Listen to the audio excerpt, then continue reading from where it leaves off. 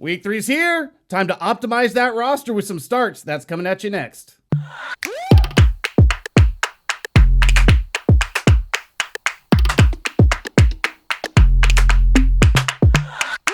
Week 3 starts are here, and that starts in Baltimore with Tyson Williams. I had him as a start week 1, came through. Had him as a sit week 2. We all know why. Offensive line issues. Are they going to trust him and give him touches? Blah, blah, blah, blah, blah.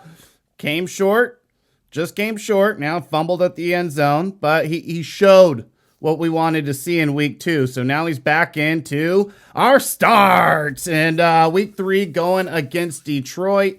Been decent against the run, but they haven't seen a team quite like Baltimore. Now I know San Francisco, pretty close, but you know they lost Raheem Mostert right off the bat. Raheem Mostert had 2 touches for 20 yards. So I'm just saying, if we want a comparison here, Tyson Williams, fast, quick in small spaces, nose for the end zone. That's obvious to me. And on a team that loves to run the ball, got 13 rushes last week, 2 catches. So he is involved a little bit in the passing game as well. So there is a little bit of a floor here that I like. It's a safe floor. It's not the highest floor, but it's a safe floor, especially in standard. In standard, I think it's a really safe floor. I think it is in standard. It's a high floor because I think this is a guy that should give you a minimum of 70 yards, despite the fact he's only going to touch the ball maybe 15, 16, 17 times in this game.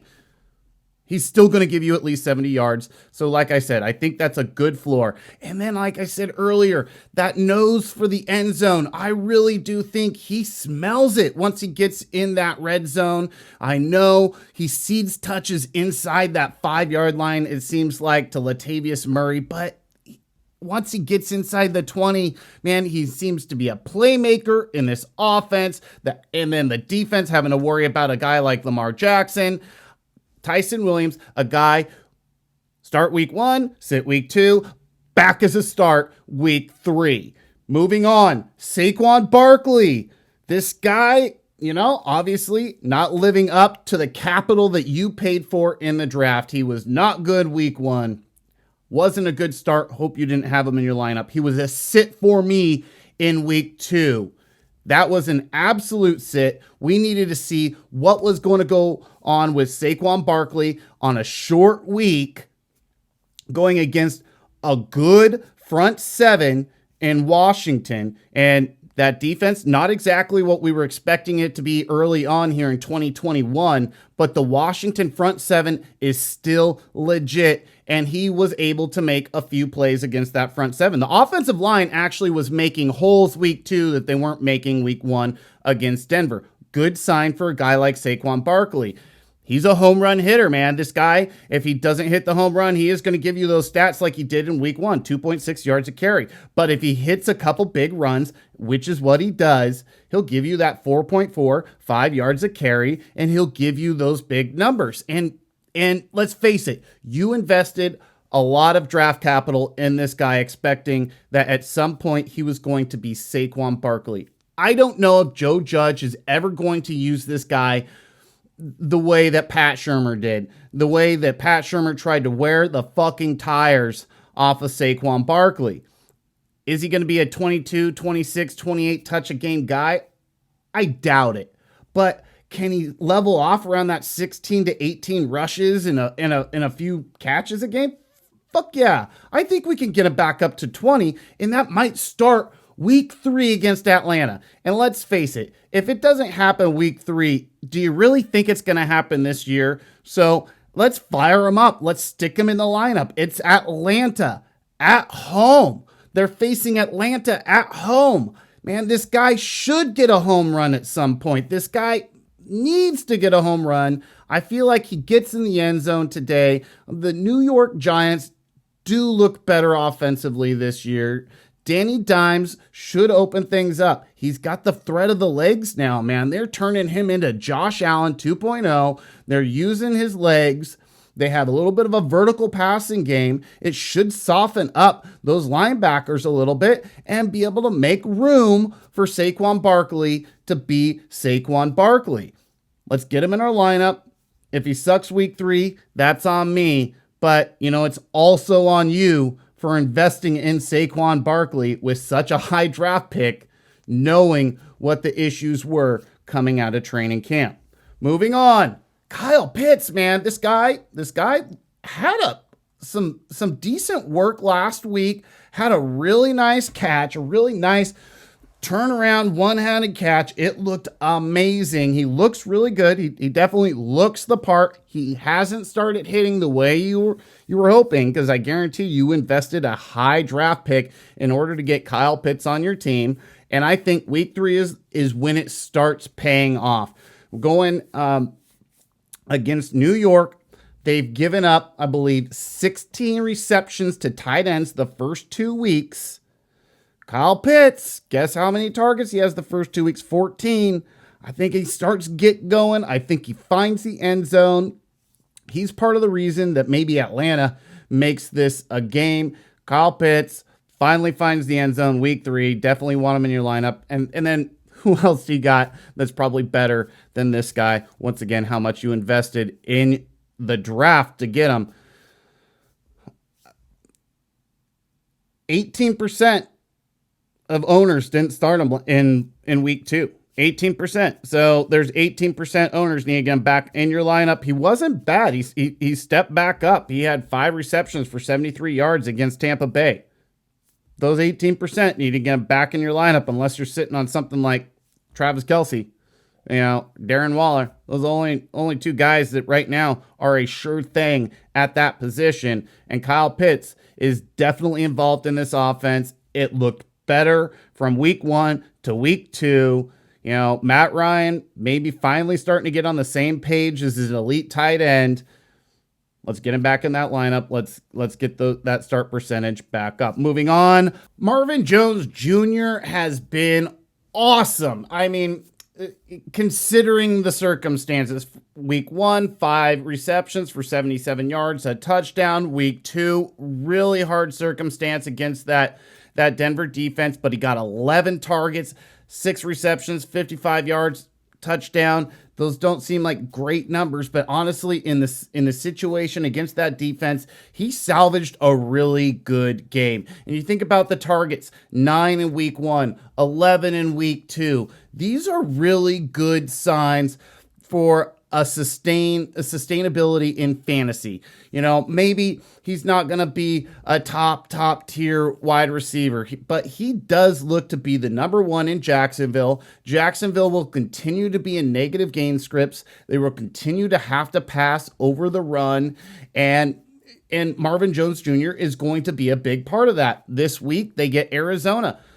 They do have a pretty tough pass rush, but I think Jacksonville will be able to make some plays downfield against Arizona. Look at what Minnesota was able to do against them last week. KJ Osborne got a huge play against these guys right off the bat. There are weaknesses in the secondary, and maybe, just maybe, Trevor Lawrence gets back on track in week 3.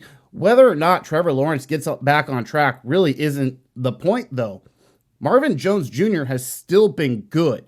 He's still been pretty damn good considering, and I think he will continue to be good in week 3, and I think he should be in your lineup. Moving on, this one you might have a little bit of worry. Kenny Golladay versus Atlanta. This is another one where they paid this guy a shit ton of money, man, and they're so close to getting on the same page. Kenny Golladay dropped a few balls.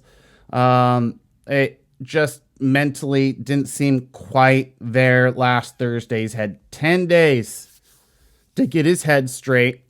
I saw some things week 1 at the end of that game against the Broncos where Daniel Jones was starting to look for Kenny Golladay. Kenny Golladay started making some plays there in the fourth quarter. It seemed like they were starting to figure some things out late there in week 1, week 2. Man, the targets were there.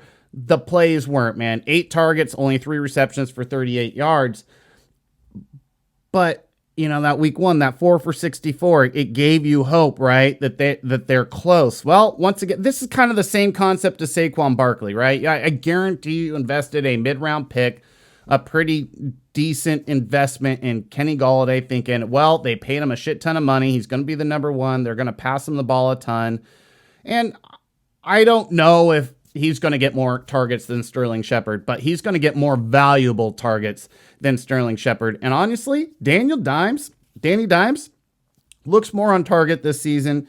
He looks more prepared. He looks more comfortable in the pocket. And I think this is the week they finally get back on track. These guys had a week and a half off.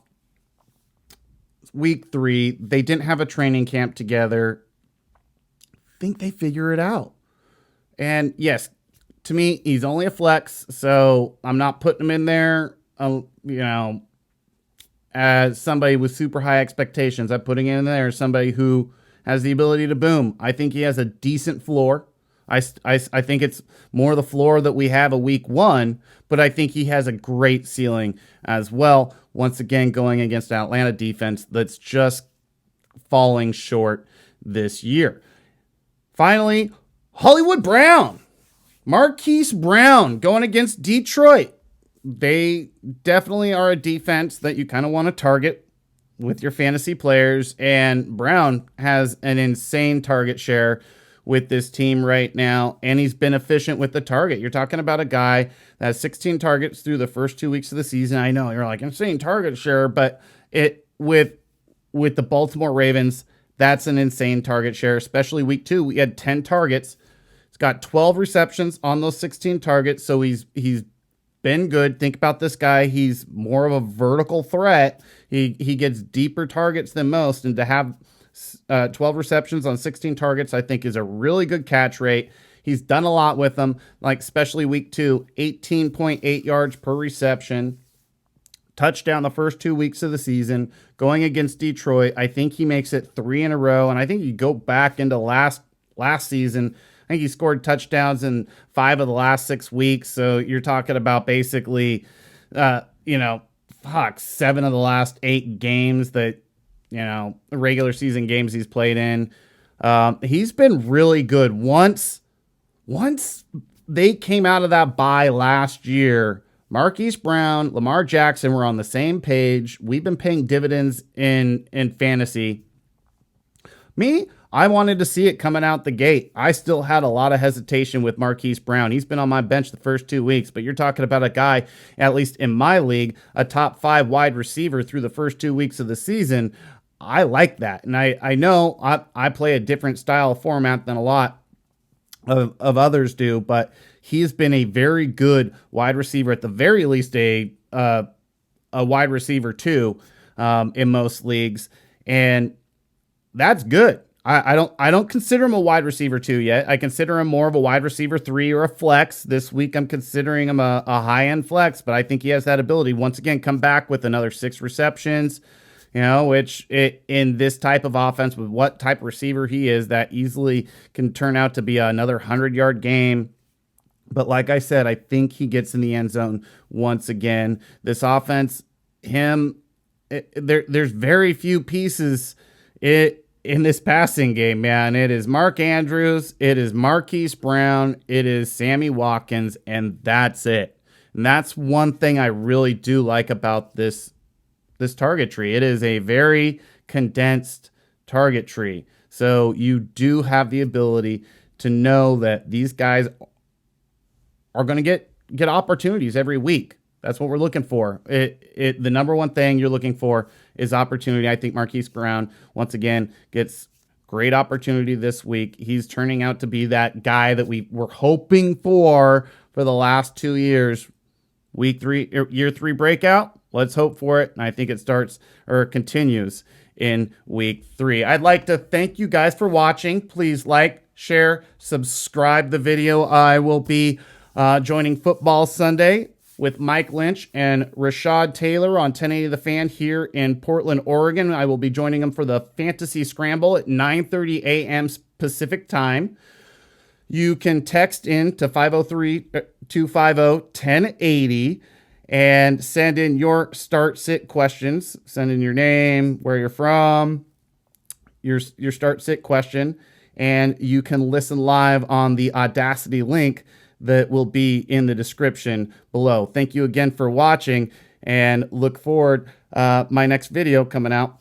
Got some sits coming out. Make sure you watch that one. We'll see you guys next time.